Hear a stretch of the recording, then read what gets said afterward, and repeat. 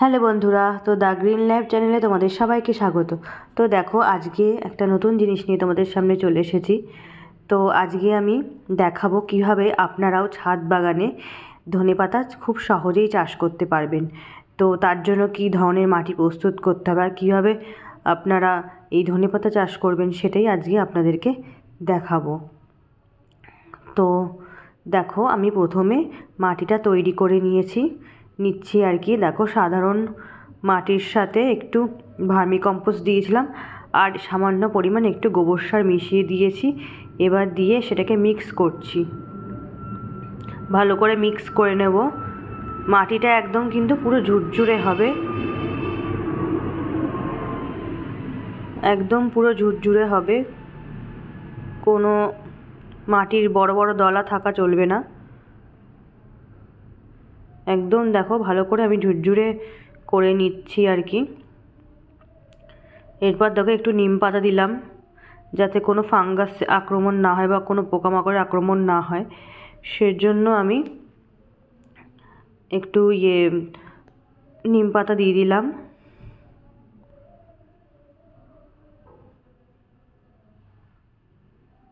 এরপর দেখো, ভালো করে আমি মিক্স করে নিচ্ছি।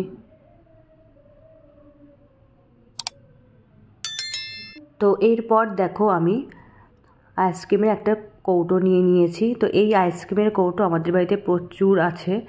তো আমি দেখো এই ছিদ্র করে নিয়েছি, আমি এই কৌটোটাতে ছোটো ছোটো ছিদ্র করে নিয়েছি জলটা ভালোভাবে ড্রেনেজ হয়ে যাওয়ার জন্য। জলটা দেওয়ার পর ভালোভাবে ড্রেনেজ হয়ে যাওয়ার জন্য আমি ছোটো ছোটো ছিদ্র করে নিয়েছি। এবার ছিদ্রের মুখে দেখো, মাটির পাত্রের যে ভাঙা টুকরো আমি দিয়ে দিচ্ছি ভালো করে। তারপর এর উপর আমি যে মাটিটা তৈরি করেছি সেই মাটিটা দিয়ে দেব। একদম দেখো, ছিদ্রগুলোর মুখে আমি মাটির টুকরোগুলো দিয়ে দিয়েছি। এরপর দেখো, মাটিটা আমি ভালো করে সমান করে দিয়ে দেব।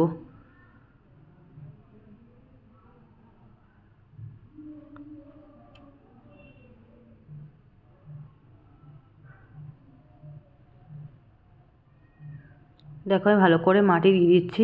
তো এই ধনেপাতা আমি আগেও আর কি বসিয়েছি, এই আইসক্রিমের কৌটোতে আর কি বসিয়েছি, শুধু এখন বসাচ্ছি না। আমি আগেও কয়েকটা মানে আইসক্রিমের কৌটোতে, এরকম ধরনের কৌটোতে আমি ধনেপাতা আর কি বসিয়েছিলাম, মানে ধনেপাতার বীজ ছড়িয়েছিলাম। তো যথেষ্ট ভালোভাবে হয়েছে।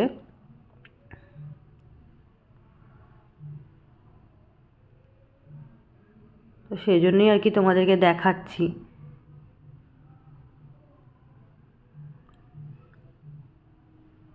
যে তোমরাও চাইলে এরকমভাবে বাড়িতেই ছাদ বাগানে আর কি ধনেপাতা চাষ করতে পারবে। দেখো, আমি ভালো করে মাটিটা সমান করে নিয়েছি। এরপর যে ধনেগুলো আমি একদিন মানে আগের দিন ধনেগুলো ভিজিয়ে রেখেছিলাম, এরপর দেখো এই ভিজানো ধনেগুলো আমি এবার এর উপর দিয়ে ছড়িয়ে দেব ভালো করে।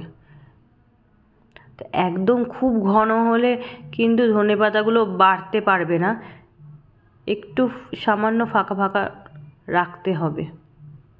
বেশি ঘন করলে ধনেপাতা মানে গাছ আর কি বাড়তে পারে না।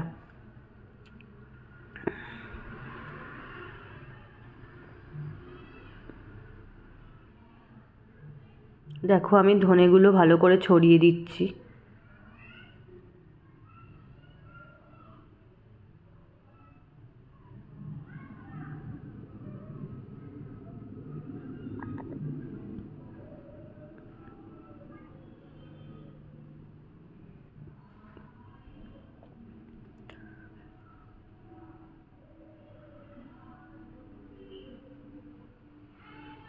দেখো, ভালো করে মানে যেগুলো একটু ঘন হয়ে গেছে মানে ধনে ছড়ানো, তো আমি সেগুলো সব ঠিক করে দিচ্ছি। এবার এর উপর আমি যে ধনেগুলো ছড়িয়ে দিয়েছি এর উপর আমি একদম পাতলা করে একটা স্তর দিয়ে দেব।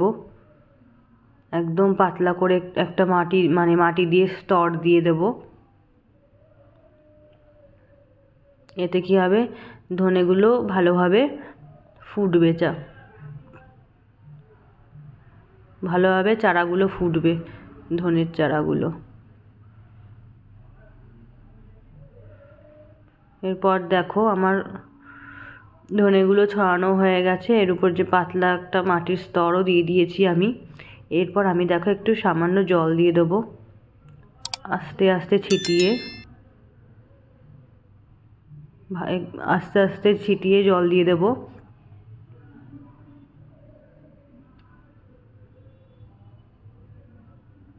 একবারে ঢেলে দিলে হচ্ছে মাটি কিন্তু যেই মাটিগুলো আমি দিয়েছি সেগুলো গর্ত হয়ে যাবে আর বীজগুলো এক জায়গায় চলে যাবে, যার জন্য আস্তে আস্তে করে জলগুলো ছিটিয়ে দিতে হবে। দেখো আমার এটা রেডি হয়ে গেছে। এরপর আমি কদিন ছাওয়ায় রেখে দেবো, এরপর আমি রোদে বার করে দেবো। দেখো আমি এরকম অসংখ্য ট্রেতে আর কি আইসক্রিমের কৌটোতে আমি ধনে আর কি ছড়িয়েছিলাম। দেখো কত গাছ বেরিয়েছে, দেখো এরকম অসংখ্য। দেখো আমি প্রায় 5-6টা আমি কৌটোতে, আইসক্রিমের কৌটোতে এরকমভাবে করেছি। দেখো কত ভালোভাবে গাছগুলো বেরিয়ে গেছে। আমার ভিডিওগুলো যদি আপনাদের ভালো লেগে থাকে অবশ্যই লাইক, কমেন্ট, শেয়ার এবং সাবস্ক্রাইব করতে ভুলবেন না। তো আজ পর্যন্ত